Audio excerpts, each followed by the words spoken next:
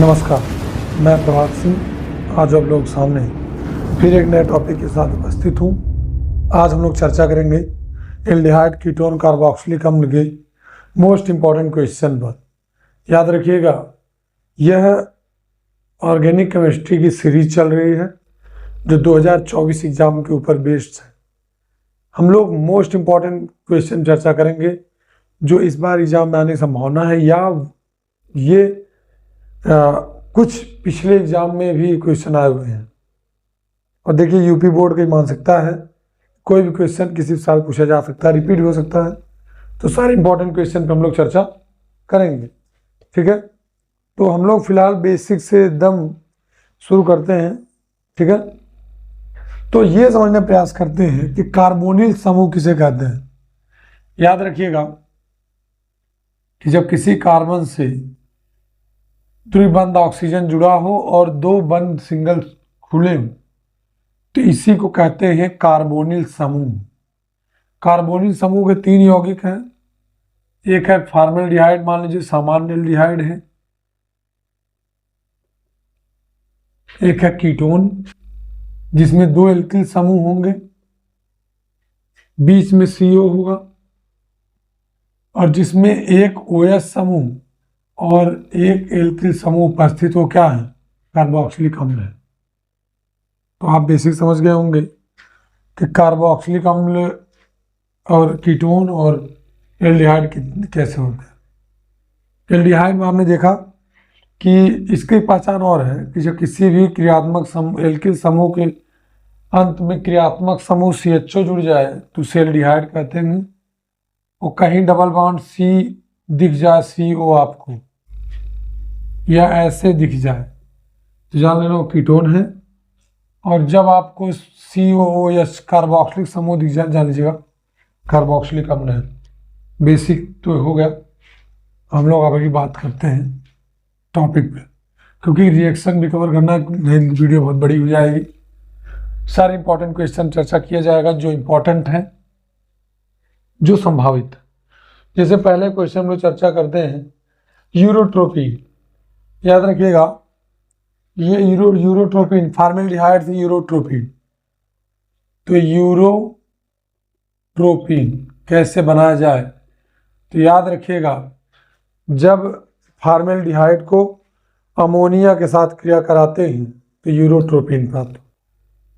Formaldehyde को ammonia के साथ क्रिया कराते हैं तो क्या प्राप्त होता है, यूरोट्रोपिन।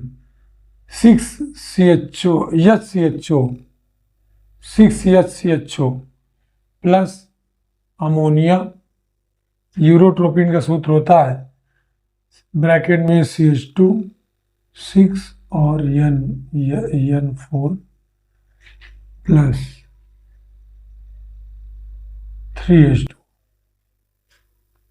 और यहाँ में ये 3H, याद रखिएगा 6H2 कर देते हैं, 6H2। यह है यूरोट्रोपिन का फार्मूला, ठीक है।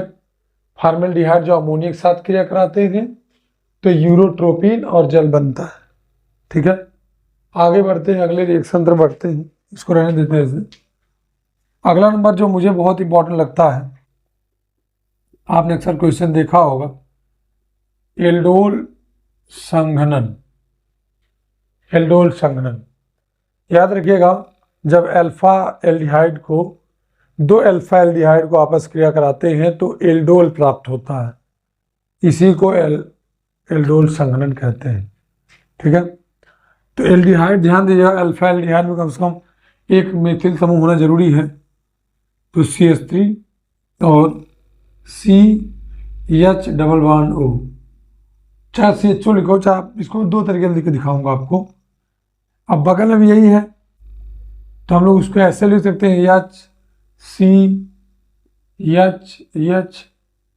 ये हम लोग इसको कह दें कि ऐसे लिख सकते हैं। तो याद रखिएगा, जो ये हाइड्रोजन है इसके पास चला आएगा, जो डबल बॉन्ड है सिंगल बॉन्ड हो जाएंगे, और ये कार्बन जो बॉन्ड है जुड़ जाएगा आपस में तो बन जाएगा CH3COH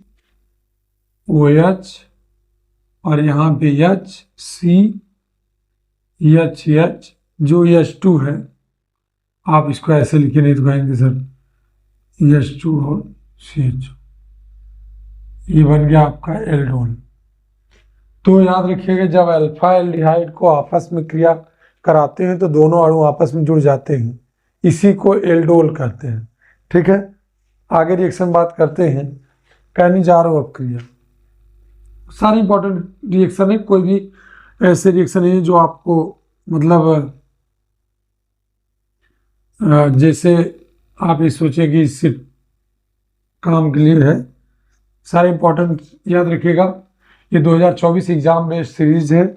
ठीक है, यहाँ ध्यान दीजिएगा कि जब फॉर्मेल्डिहाइड को किसके साथ क्रिया कराते हैं भैया, कास्टिक सोडा के साथ क्रिया कराते हैं, तो फॉर्मेल्डिहाइड कास्टिक सोडा के साथ क्रिया करके कार्बोक्सिलिक सोडियम का एक कार्बोक्सिलिक एसीटेट तथा एल्कोहल का निर्माण करता है। ठीक है, इसी अपक्रिया को क्या कहते हैं, कैनिजारो अपक्रिया। यहाँ पे 2 लगा देते हैं, रिएक्शन बैलेंस होगा। याद रखिए, फिर सुन लीजिए, फॉर्मेल्डिहाइड को जब कास्टिक सोडा के साथ क्रिया कराते हैं तो सोडियम फॉर्मेट तथा मेथेनॉल बनता है, या आप इसको कह सकते हैं सोडियम की कार्बोक्सिलिक लवण तथा मेथेनॉल बनता है। ठीक है, अगले रिएक्शन तरफ बढ़ते हैं। अगला रिएक्शन है बेंजीन से टॉलुइन। याद रखिए, बेंजीन से टॉलुइन, उस दिन मैंने बताया था आपको कि जब बेंजीन को मेथिल क्लोराइड के साथ क्रिया कराते हैं तो टॉलुइन प्राप्त होता है तथा HCl बनता है। इसी अपक्रिया को क्या कहते हैं, मतलब बेंजीन से टॉलुइन, ये टॉलुइन है। जब बेंजीन के ऊपर CH3 लग जाए उसे क्या कहेंगे, टॉलुइन कहेंगे। यह ध्यान दीजिएगा, जहाँ पे जुड़ेगा वहाँ से एक H निकल के क्या बना लेगा, HCl। ठीक है, नोट करते चलिएगा। आगे हम लोग चर्चा करते हैं, अगले रिएक्शन तरफ बढ़ते हैं।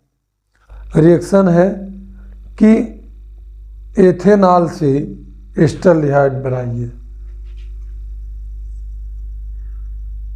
एथेनॉल से एसिटल्डिहाइड, एथेनॉल से एसिटल्डिहाइड। याद रखिएगा, एथेनॉल सूत्र हमें पता है CH3CH2OH, हमें बनाना क्या है, एल्डिहाइड। कौन सा एल्डिहाइड, एसिटल्डिहाइड। एसिटल्डिहाइड सूत्र यही होता है, CH3CH2। अब यहाँ ध्यान दीजिएगा, अगर हम इसका ऑक्सीकरण करा दें और यहाँ लिख दें, मान लीजिए उत्प्रेरक उपस्ट्रीम होगा H2SO4, तो ये क्या बन जाएगा, एस्टल्डिहाइड, और क्या प्राप्त हो जाएगा हमको, जंग। याद रखिएगा, ये H2 है, O के साथ क्रिया कर क्या ना लेगा, ये H2O, और यहाँ बचा क्या है, CH3CHO, एस्टल्डिहाइड। तो इसे हम कहते हैं एथेनॉल से एस्टल्डिहाइड बनाने की विधि है। ठीक है, अगले रिएक्शन पर चर्चा हम लोग करते हैं, आपने इसको नोट कर लिया होगा। याद रखिएगा, एक यौगिक है हाइड्रोजीन, NH2NH2। ठीक है, यौगिक क्या है, हाइड्रोजीन। हाइड्रोजीन के साधक, तो हम लोग लिख सकते हैं यहाँ पे नंबर 5 है हाइड्रोजीन के साथ अपक्रिया। याद रखिएगा, एल्डिहाइड हाइड्रोजन के साथ अपक्रिया करके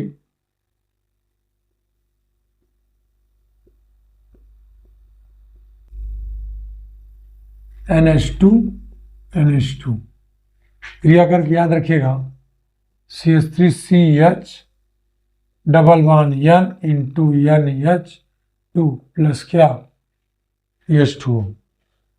ठीक है, तो एल्डिहाइड हाइड्रोजन से अपक्रिया करके एल्डिहाइड जीन तथा जल बनाता है। ठीक है, यहाँ ध्यान दीजिएगा, इसका H2 जो है ऑक्सीजन के साथ क्रिया करके क्या बना लेगा, H2O, और जो N इसके साथ आके हम जुड़ जाएगा डबल बॉन्ड पे। ठीक है, आगे अगले रिएक्शन पर बढ़ते हैं। अगला रिएक्शन आपका है कि एथेनॉल कर रहा है बेंजिल, रुक जाइए, बेंजिल एल्कोहल से, बेंजिल एल्कोहल से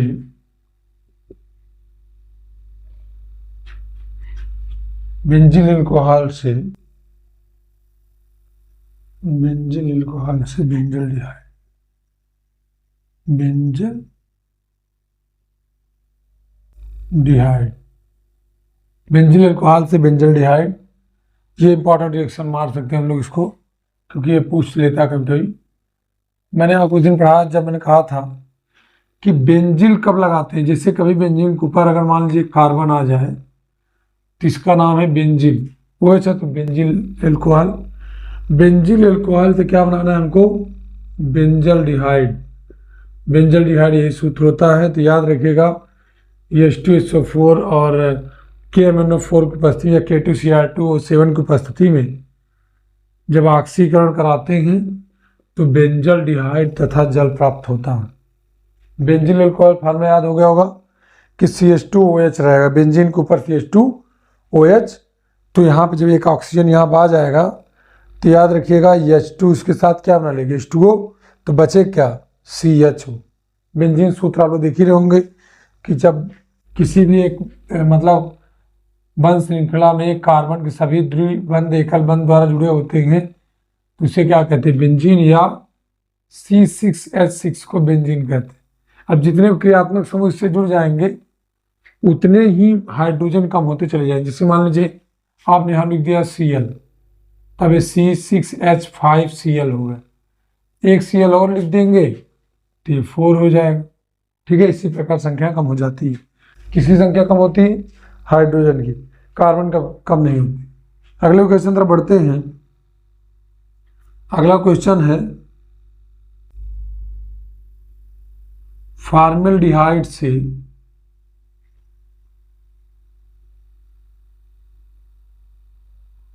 एल्डिहाइड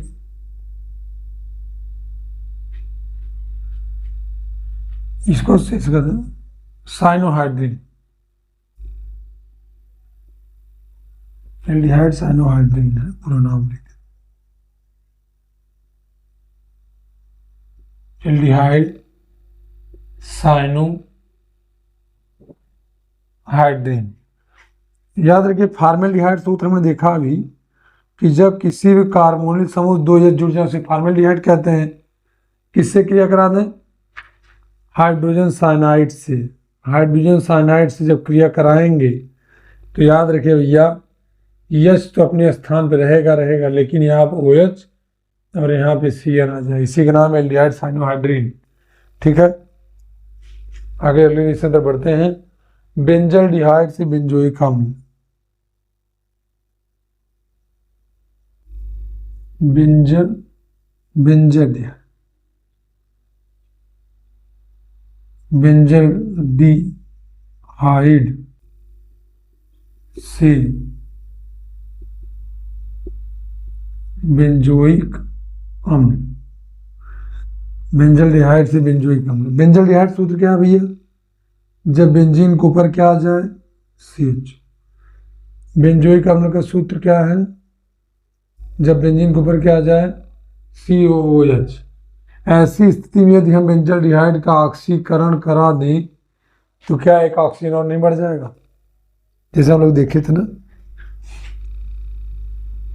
जैसे हम लोग देखे हैं कि सामान, जैसे एक क्वेश्चन है, चलता आता हूँ यहीं पे, क्वेश्चन नंबर 10 कर देते हैं कि एथेनॉल से एस्टिक एसिड या एसिडिक अम्ल का निर्माण, इथेनॉल सूत्र क्या है, CH3CH2OH। याद रखिएगा एथेनॉल से हमें बनाना क्या है, हमें बनाना है एसिटिक अम्ल, तो CH3COOH। तो पहली चीज हमारे पास दो चीज कम है, पहली ऑक्सीजन कम है, हाइड्रोजन ज्यादा है, तो हम इसका करा देंगे क्या, ऑक्सीकरण। ऑक्सीकरण करा दें तो ये H2O निकल जाएगा और बचेगा क्या, CH3CH2। फिर क्या करा दें, H2SO4 की उपस्थिति में क्या करा दें, ऑक्सीकरण, बन गई बेंजोइक। तो चीजें बहुत ही आसान हैं, बस हमें समझ में बार आ जाए। जैसे आप देखिए CH3CH2OH है, अब मेरे दिमाग में बात आ गई कि मुझे बनाना है बेंजोइक अम्ल, तो इसमें दो और रहने चाहिए। अब क्या किया जाए, अगर एक बार इसका ऑक्सीकरण करा दें तो जल बाहर, H2 चला जाएगा बाहर, बन गया CH2, फिर ऑक्सीकरण करा दें, बन गया आपका एसिटिक अम्ल। ठीक है, अगले क्वेश्चन तरफ बढ़ते हैं। अगला क्वेश्चन है, इतना आपने समझ ही लिया होगा। अगला क्वेश्चन है जो मोस्ट इंपॉर्टेंट क्वेश्चन है, स्मिट अपक्रिया।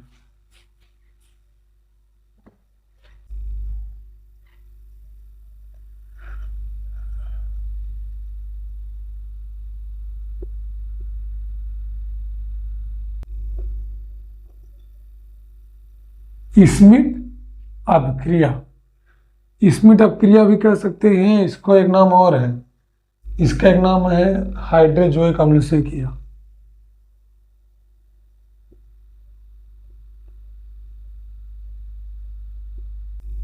हाइड्रोजोइक अम्ल के साथ क्रिया, याद रखिएगा, जब कार्बोक्सिलिक अम्ल को हाइड्रोजोइक अम्ल के साथ क्रिया कराते हैं तो सांद्र H2SO4 की उपस्थिति में हमें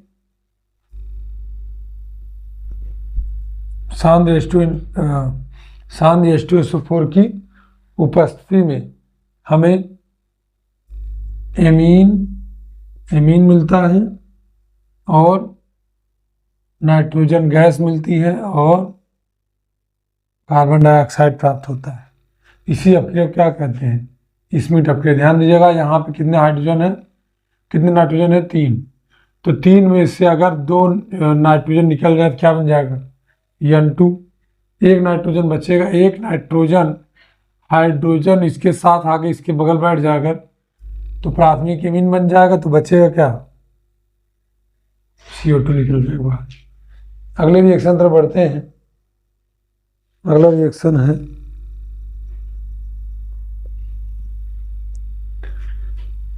क्लीमेंसन अपचयन। क्लीमेंसन अपचयन, याद रखिएगा, जब एल्डिहाइड को अपचयित कराते हैं तो एल्केन तथा जल प्राप्त होता है। यह अपक्रिया जिंक और मरकरी की उपस्थिति में होती है। यहाँ ध्यान दीजिएगा, कितने हाइड्रोजन चाहिए हमको, देखो ध्यान से, हमें 2 यहाँ चाहिए और 2 इसके लिए चाहिए।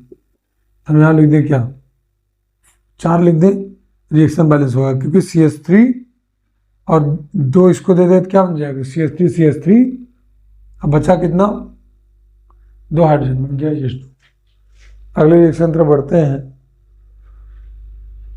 एस्टरीकरण।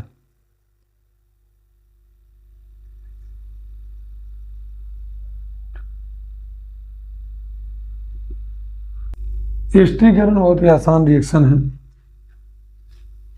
जब कार्बोक्सिलिक अम्ल को एल्कोहल के साथ क्रिया कराते हैं तो एस्टर प्राप्त होता है। इसी अपक्रिया को एस्टरीकरण कहते हैं। सुन लीजिए भैया फिर से, कि जब कार्बोक्सिलिक अम्ल को एल्कोहल, देखो ध्यान से, यहाँ पे अगर H के स्थान पे R आ जाए तो हमारे पास क्या बन जाएगा, RCOOR, बचेगा क्या, H2। ठीक है, अगले क्वेश्चन पर बढ़ते हैं। विकार्बोक्सिलीकरण।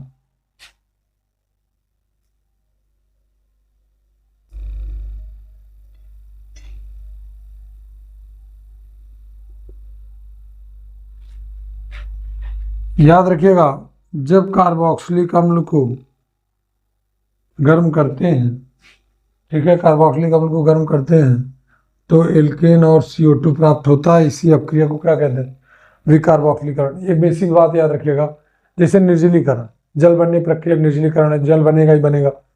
हाइड्रोजनीकरण मतलब हाइड्रोजन क्रिया करेगा, अपचय मतलब हाइड्रोजन क्रिया करेगा।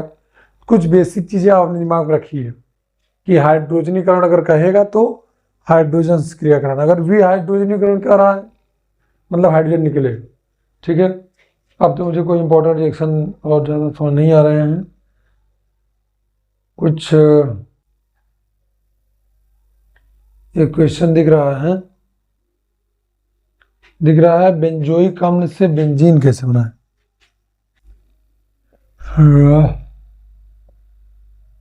किसे ध्यान दीजिए, बेंजोइक अम्ल से बेंजीन। याद रखिएगा, बेंजोइक अम्ल का सूत्र क्या होता है, बेंजीन के ऊपर COH, इसको अगर हम लोग थोड़ा सा क्या करें, किसकी उपस्थिति में, NaOH और CO की उपस्थिति में, तो याद रखिएगा ये बन जाए बेंजीन। अब क्या बनेगा, CO2। इसको हम लोग ऐसे लिख सकते हैं C6H5COOH एरो बना के C6H6 प्लस CO2। हुआ क्या, जो हाइड्रोजन इसके पास आ गया, इसके 6 हो गए, बन गए CO2। ठीक है, क्रिया ताम्रकर्मक से क्रिया। याद रखिएगा, जो फेलिंग विलयन कहेगा, फेलिंग विलयन, तो जान लेना बात कर रहा है कॉपर ऑक्साइड का। और जब कहेगा टालेन अभिकर्मक तो Ag2O। याद रखिएगा, जो एल्डिहाइड है ये टालेन अभिकर्मक से क्रिया करके कार्बोक्सिलिक अम्ल तथा सिल्वर का अवच्छेद देता है, तो इसी को कहते हैं टालेन अभिकर्मक से क्रिया। तो सारे इंपॉर्टेंट रिएक्शन हमने चर्चा कर लिया, चीज़ों को समझने का प्रयास भी किया। कहीं कहीं जो आप कुछ चीज़ें नहीं समझ में आ रही होंगी, अगर आप रिएक्शन से डर रहे हैं तो आप जरूर एक पिछले वीडियो अपलोड मैंने किया है, आप उसमें देख लीजिए बैलेंस कैसे किया जाए रिएक्शन को। कुछ बेसिक सी बातें याद रखना मैं आपको बताता हूँ। जैसे अगर जब भी कहे फॉर्मल्डिहाइड तो किसको लिखेंगे, CH। अगर कहे एसीटोन तो ये आपका रहा एसीटोन। अगर आपसे कहे कैल्शियम एसीटेट तो CH3COO टेकन ट्वाइस Ca। आपको कहे कार्बोक्सिलिक के सोडियम लवण तो आप RCOO लिख सकते हैं। टालुइन को बताया है कि टालुइन में क्या होता है, ऊपर CH3 होता है। ठीक है, और फेलिंग विलयन और टालेन अभिकर्मक लिखे दिया। तो चीज़ों को तैयार करते रहिए। बता दें आपको, ये 2024 एग्जाम बेस्ड सीरीज चल रही है इंपॉर्टेंट क्वेश्चन की। एग्जाम पहले आपको कंप्लीट क्वेश्चन कराए जाएंगे, आप 100% मेहनत करिए और चीज़ों को तैयार करते रहिए। बहुत बहुत धन्यवाद।